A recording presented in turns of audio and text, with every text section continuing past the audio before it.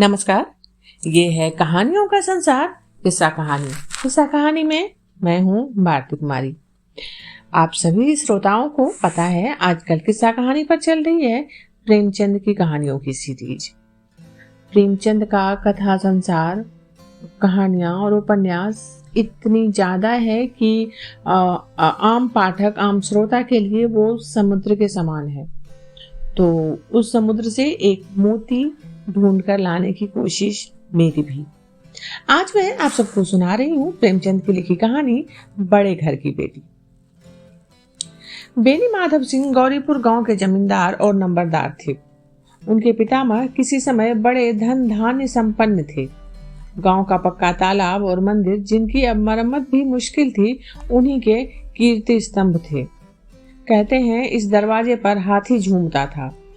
अब उसकी जगह एक बूढ़ी भैंस थी, जिसके शरीर में अस्थि पंजर के सिवा और कुछ शेष न रहा था, पर दूध शायद बहुत देती थी, क्योंकि एक ना एक आदमी हांडी लिए उसके सिर पर सवार ही रहता था। बेनी माधव सिंह अपनी आधी से अधिक संपत्ति वकीलों की भेंट कर चुके थे। उनकी वर्तमान आय 1000 रुपये वार्षिक से अधिक न थी। ठाकुर साहब के 2 बेटे थे। बड़े का नाम श्रीकंठ सिंह था। उसने बहुत दिनों के परिश्रम और उद्योग के बाद बीए की डिग्री प्राप्त की थी। अब एक दफ्तर में नौकर था। छोटा लड़का लाल बिहारी सिंह दोहरे बदन का सजीला जवान था। भरा हुआ मुखड़ा, चौड़ी छाती, भैंस का 2 सेर ताजा दूध वह उठकर सवेरे ही पी जाता था। श्रीकंठ सिंह की दशा बिल्कुल विपरीत थी। इन नेत्रप्रिय गुणों से को उन्होंने बीए इन्हीं 2 अक्षरों पर न्योछावर कर दिया था। इन 2 अक्षरों ने उनके शरीर को निर्बल और चेहरे को कांतिहीन बना दिया था। इसी से वैद्यक ग्रंथों पर उनका विशेष प्रेम था। आयुर्वेदिक औषधियों पर उनका अधिक विश्राम था। शाम सवेरे उनके कमरे से प्रायः खरल की सुरीली कर्णमधुर ध्वनि सुनाई दिया करती थी। लाहौर और कलकत्ते के वैद्यों से बड़ी लिखा पढ़ी रहती थी उनकी। श्रीकंठ इस अंग्रेजी डिग्री के अधिपति होने पर भी अंग्रेजी सामाजिक प्रथाओं के विशेष प्रेमी न थे, बल्कि वो बहुधा बड़े जोर से उसकी निंदा और तिरस्कार किया करते थे। इसी कारण गांव में उनका बड़ा सम्मान था। दशहरे के दिनों में वो बड़े उत्साह से रामलीला होते और स्वयं और किसी न किसी पात्र का पाठ लेते थे। गौरीपुर में रामलीला के वही जन्मदाता थे। प्राचीन हिंदू सभ्यता का गुणगान उनकी धार्मिकता का प्रधान अंग था। सम्मिलित कुटुंब के तो वो एकमात्र उपासक थे। आजकल स्त्रियों को कुटुंब में मिलजुल कर रहने की जो अरुचि होती है, उसे वो जाति और देश दोनों के लिए हानिकारक समझते थे। यही कारण था कि गांव की ललनाएं उनकी निंदक थी। कोई तो उन्हें अपना शत्रु समझने में भी संकोच नहीं करती थी। स्वयं उनकी पत्नी को ही इस विषय में उनसे विरोध था। ये इसलिए नहीं कि उसे अपने सास ससुर, देवर या जेठ आदि से घृणा थी, बल्कि उसका विचार था कि बहुत कुछ सहने और तरह देने पर भी परिवार के साथ निर्वाह न हो सके, तो आए दिन की कलह से जीवन को नष्ट करने की अपेक्षा यही उत्तम है कि अपनी खिचड़ी अलग पकाई जाए। उनकी पत्नी आनंदी एक बड़े उच्च कुल की लड़की थी।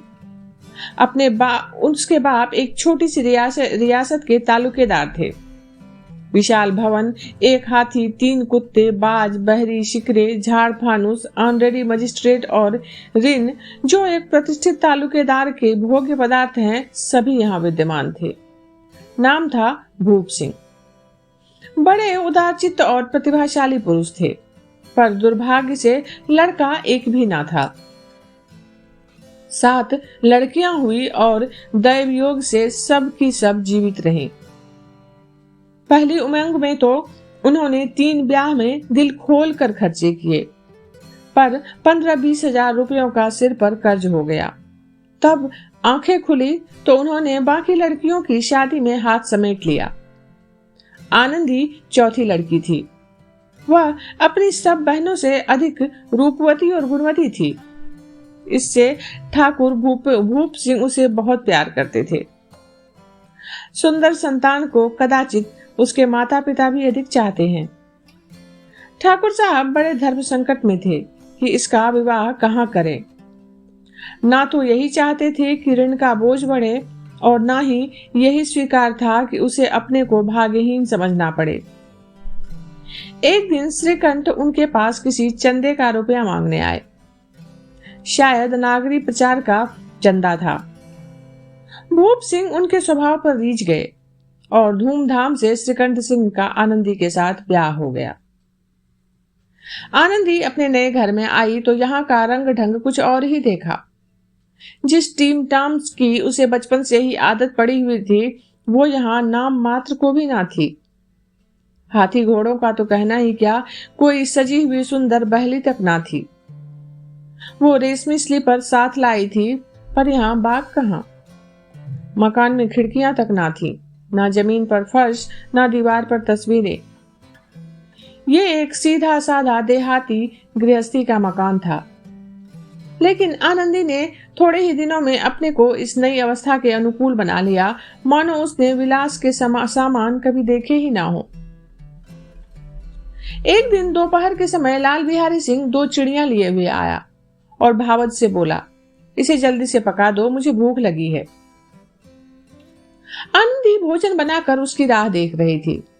अब वो नया व्यंजन बनाने बैठी। हांडी में देखा तो घी पाव भर से अधिक ना था। अब बड़े घर की बेटी किफायत क्या ही जाने, उसने सारा घी मांस में डाल दिया। लाल बिहारी खाने बैठा तो दाल में घी ना था। बोला, दाल में घी क्यों नहीं रखा? आनंदी ने कहा, घी तो सब मांस में पड़ गया। इस पर लाल बिहारी जोर से बोला, अभी परसों ही घी आया है, इतना जल्द उठ गया? आनंदी ने उत्तर दिया, आज तो कुल पाव भर रहा होगा, वो सब मैंने मांस में डाल दिया। जिस तरह सूखी लकड़ी जल्दी से जल उठती है, उसी तरह क्षुधा से बावला मनुष्य जरा जरा सी बात पर तिनक जाता है। लाल बिहारी को भावज की ये ढिठाई बहुत बुरी मालूम हुई। तिनक कर बोला, मैके में तो चाहे घी की नदी बहती रहे। स्त्री गालियां सह लेती है, मार भी सह लेती है, पर मैके की निंदा उनसे नहीं सही जाती। आनंदी मुंह फेर कर बोली, हाथी मरा भी तो 9 लाख का, वहां इतना घी तो रोज नाई का हार खा जाते हैं। आनंदी की ये बात सुनकर लाल बिहारी जल गया। थाली उठाकर वहीं पलट दी और बोला, जी चाहता है जीप पकड़कर खींच लूं। ये सुनकर आनंदी को भी क्रोध आ गया, मुंह लाल हो गया। वो बोली, आज ये होते तो इसका इस बात का मजा चखाते। अब उस अनपढ़ उज्जड़ ठाकुर से ना रहा गया। उसकी स्त्री एक साधारण जमींदार की बेटी थी। जब उसका जी चाहता उस पर हाथ साफ कर लिया करता था। वो खड़ाऊ उठाकर आनंदी की ओर फेंका और बोला, जिसके गुमान पर भूली हुई हो उसे भी देखूंगा और तुम्हें भी। आनंदी ने हाथ से खड़ाऊ रोकी। सिर तो बच गया, पर उंगली में बहुत जोर की चोट आई। क्रोध के मारे हवा में हिलते पत्ते की भांति कांपती हुई वो अपने कमरे में आ खड़ी हुई। स्त्री का बल और साहस, मान और मर्यादा पति तक है। उसे अपनी पति के ही बल और पुरुषत्व का घमंड होता है। आनंदी खून का घूंट पीकर रह गई। श्रीकंठ सिंह शनिवार को घर आया करते थे। ये घटना बृहस्पतिवार को हुई थी। 2 दिन तक आनंदी को भवन में रही, ना कुछ खाया ना पिया, उनकी बाट देखती रही। अंत में शनिवार को जब नियमानुकूल संध्या पर समय श्रीकंठ घर आए और बाहर बैठकर कुछ इधर उधर की बातें, कुछ देश काल संबंधी समाचार और कुछ नए मुकदमों आदि की चर्चा करने लगे। ये वार्तालाप 10 बजे तक होता रहा। गांव के भद्र पुरुषों को इन बातों में ऐसा आनंद मिलता था कि खाने पीने की भी सुधि नहीं रहती थी। श्रीकंठ को पिंड छुड़ाना मुश्किल हो जाता था। ये 2-3 घंटे आनंदी ने बड़े कष्ट से काटे। किसी तरह भोजन का समय आया, पंचायत उठ गई। एकांत हुआ तो लाल बिहारी ने कहा, भैया आप जरा भाभी को समझा दीजिएगा कि मुंह संभाल कर बातचीत किया करें, नहीं तो एक दिन अनर्थ हो जाएगा। बेनी माधव सिंह ने भी ने बेटे की ओर साक्षी दी। हाँ, बहु बेटियों का यह स्वभाव अच्छा नहीं कि मर्दों के मुंह लगे। लाल बिहारी बोला, वो बड़े घर की बेटी हैं तो हम भी कोई कुर्मी कहार नहीं है। श्रीकंठ ने चिंतित स्वर में पूछा, आखिर बात क्या हुई? लाल बिहारी ने कहा, कुछ भी नहीं, यूं ही आप उलझ पड़ी। मैके के सामने हम लोगों को कुछ समझती ही नहीं। श्रीकंठ खा पी कर आनंदी के पास गए। आनंदी भी भरी बैठी थी। ये हजरत भी कुछ तीखे थे। आनंदी ने पूछा, चित्त तो प्रसन्न है? श्रीकंठ बोले, बहुत प्रसन्न है, पर तुमने आजकल ये घर में क्या उपद्रव मचा रखा है? ये सुनकर आनंदी की त्योरियों पर बल पड़ गए। झुंझलाहट के मारे बदन में ज्वाला सी दहक उठी। बोली, जिसने तुमसे ये आग लगाई है उसे पाऊं तो मुंह झुलस दूं। श्रीकंठ, इतनी गर्म क्यों होती हो, बात तो बताओ। आनंदी बोली, क्या कहूं, ये मेरे ही भाग्य का फेर है। नहीं तो गंवार छोकरा जिसको चपरासीगिरी करने का शऊर नहीं है मुझे खराओं से मारकर यूं ना करता। श्रीकंठ ने पूछा, सारी बात साफ साफ कहो, मुझे कुछ पता नहीं है। आनंदी बोली, परसों तुम्हारे लाडले भाई ने मुझसे मांस पकाने को कहा। घी हांडी में पाव भर से ज्यादा ना था, वो सारा मैंने मांस में डाल दिया। और जब वो खाने बैठा तो कहने लगा कि दाल में घी क्यों नहीं है। बस इसी पर मेरे मैके को बुरा भला कहने लगा। मुझसे भी रहा नहीं गया। मैंने कहा, इतना घी तो वहां नाई कहार खा जाते हैं और किसी को जान भी नहीं पड़ता। बस इतनी सी बात पर इस अन्यायी ने मुझ पर खड़ाऊं फेंक मारी। यदि हाथ से रोक ना लेती तो सिर फट जाता। उसी से पूछो, मैंने जो कुछ कहा है वो सच है या झूठ। ये सुनकर श्रीकंठ की आंखें लाल हो गई। बोले, यहां तक हो गया, इस छोकरे का इतना साहस। आनंदी स्त्रियों के स्वभावानुसार रोने लगी, क्योंकि आंसू उसकी पलकों पर रहते हैं। श्रीकंठ बड़े धैर्यवान और शांति पुरुष थे। उन्हें कदाचित ही कभी क्रोध आता था। स्त्रियों के आंसू पुरुष की क्रोधाग्नि भड़काने में तेल का काम देते हैं। श्रीकंठ रात भर करवटें बदलते रहे।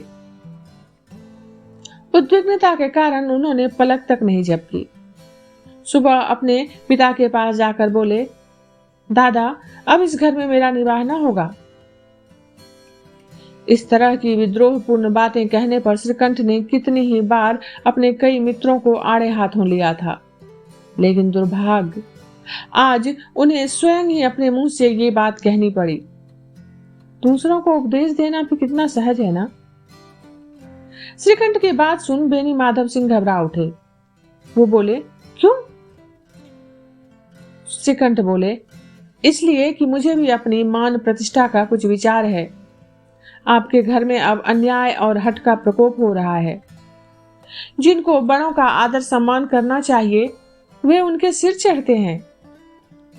मैं दूसरों का नौकर ठहरा, घर पर रहता नहीं। यहाँ मेरी स्त्रियों पर खड़ाऊ और जूतों की बौछार होती है। कड़ी बात तक तो चिंता नहीं, कोई एक दो कह ले वहां तक मैं सह सकता हूँ, किंतु यह कदापि नहीं हो सकता कि मेरे ऊपर लात घूंसे पड़े और मैं दम न मारूं। बेनी माधव सिंह कुछ जवाब न दे सके। श्रीकंठ हमेशा उनका आदर करते थे। उसके ऐसे तेवर देखकर बूढ़ा ठाकुर अवाक रह गया। वो केवल इतना ही बोले, बेटा, तुम बुद्धिमान होकर ऐसी बातें करते हो। स्त्रियां इस तरह घर का नाश कर देती हैं। उनको बहुत ज्यादा सिर पर चढ़ाना अच्छा नहीं होता। श्रीकंठ बोला, इतना मैं जानता हूं, आपके आशीर्वाद से ऐसा मूर्ख नहीं हूं। आप स्वयं जानते हैं कि मेरे ही समझाने बुझाने से इसी गांव में कई घर संभल गए। पर जिस स्त्री की मान प्रतिष्ठा का ईश्वर के दरबार में उत्तरदाता हूं, उसके प्रति ऐसा घोर अन्याय और पशुवत व्यवहार मुझे असह्य है। आप सच मानिए, मेरे लिए यही कुछ कम नहीं है कि लाल बिहारी को कुछ दंड नहीं दिया। अब बेनी माधव सिंह भी गरमाए, ऐसी बातें और सुन न सके। बोले, लाल बिहारी तुम्हारा भाई है, उससे जब कभी भूल चूक हो उसके कान पकड़ो। लेकिन श्रीकंठ बीच में उनकी बात काटते हुए बोले, लाल बिहारी को अब मैं अपना भाई नहीं समझता। बेनी माधव सिंह बोले, क्यों, एक स्त्री के कारण? श्रीकंठ, जी नहीं, उसकी क्रूरता और अविवेक के कारण। दोनों कुछ देर चुप रहे। ठाकुर साहब लड़के का क्रोध शांत करना चाहते थे, लेकिन ये नहीं स्वीकार करना चाहते थे कि लाल बिहारी ने कोई अनुचित काम किया है। इसी बीच गांव के कई सज्जन हुक्के चिलम के बहाने वहां आ गए थे। कई स्त्रियों ने जब ये सुना कि श्रीकंठ स्त्री की पत्नी के पीछे पिता से लड़ने को तैयार हैं, तो उन्हें बड़ा हर्ष हुआ। दोनों पक्षों की मधुर वाणियां सुनने के लिए उनकी आत्माएं तिलमिलाने लगी। गांव में कुछ ऐसे कुटिल मनुष्य भी थे जो इस कुल की नीतिपूर्ण गति पर मन ही मन जलते थे। कहा करते थे कि श्रीकंठ अपने बाप से दबता है, इसीलिए वो दब्बू है। उसने विद्या पढ़ी, इसलिए वो किताबों का कीड़ा है। बेनी माधव सिंह उसकी सलाह के बिना कोई काम नहीं करते। ये उनकी मूर्खता है। इन महानुभावों की शुभकामनाएं आज पूरी होती दिखाई दे रही थी। कोई हुक्का पीने के बहाने और कोई लगान की रसीद दिखाने के बहाने आकर बैठ गया। बेनी माधव सिंह पुराने आदमी थे, इन भावों को ताड़ गए। उन्होंने निश्चय किया, चाहे कुछ ही क्यों ना हो, इन द्रोहियों को ताली बजाने का अवसर नहीं दूंगा। वो तुरंत ही कोमल शब्दों में बोले, बेटा, मैं तुमसे बाहर नहीं हूं, तुम्हारा जो जी चाहे करो, अब तो लड़के से अपराध हो गया। इलाहाबाद का अनुभव रहित झल्लाया हुआ ग्रेजुएट इस बात को समझ ना सका। उसे डिबेटिंग क्लब में अपनी बात पर अड़ने की आदत थी। इन हथकंडों की उसे क्या खबर। बाप ने जिस मतलब से बात पलटी थी वो उसकी समझ में ना आया। बोला, लाल बिहारी के साथ अब मैं इस घर में नहीं रह सकता। बेनी माधव बोले, बेटा, बुद्धिमान लोग मूर्खों की बात पर ध्यान नहीं देते। वो एक बेसमझ लड़का है, उससे जो कुछ भूल हुई उसे तुम बड़े होकर क्षमा करो। श्रीकंठ बोले, उसकी इस दुष्टता को तो मैं कभी नहीं सह सकता। या तो वही घर में रहेगा या मैं ही। आपको यदि वो अधिक प्यारा है तो मुझे विदा कीजिए, मैं अपना भार आप संभाल लूंगा। यदि मुझे रखना चाहते हैं तो उससे कहिए वहां वो चला जाए। बस ये मेरा अंतिम निर्णय है।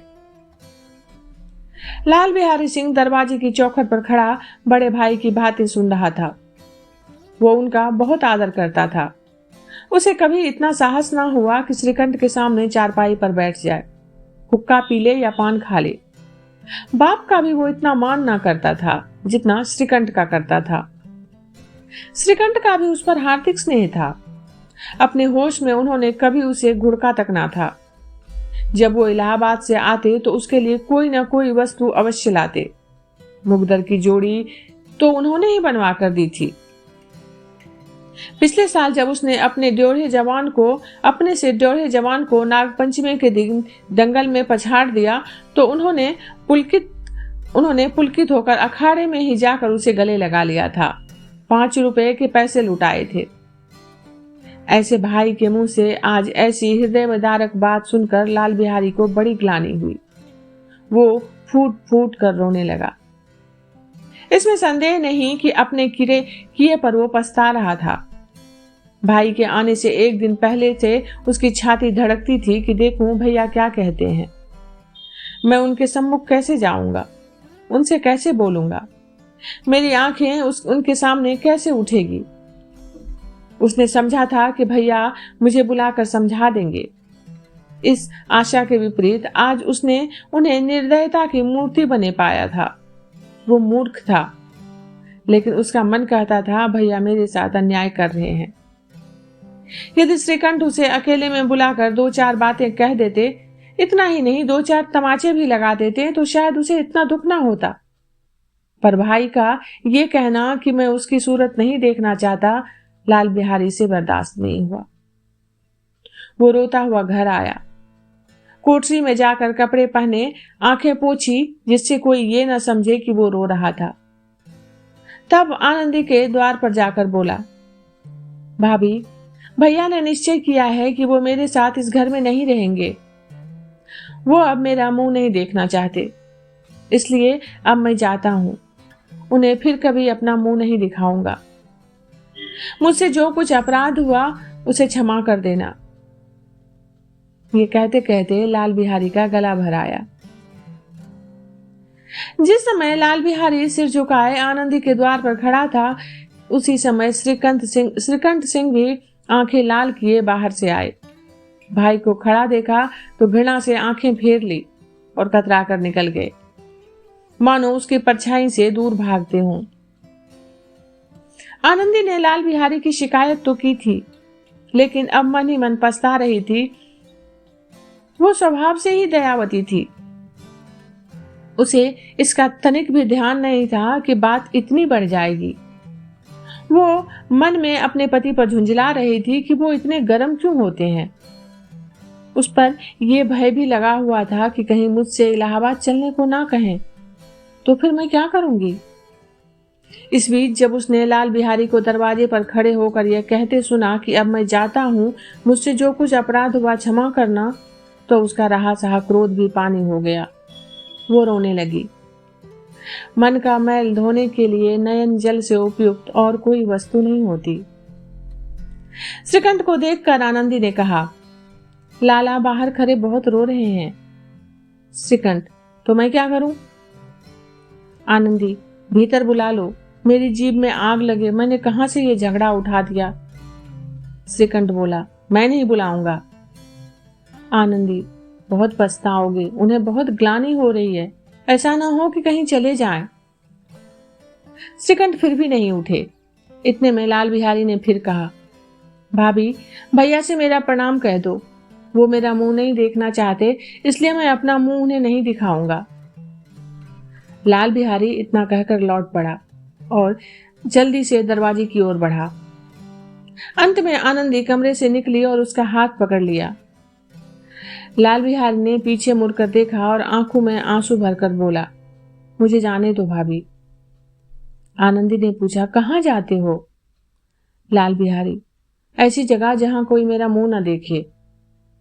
आनंदी, मैं नहीं जाने दूंगी।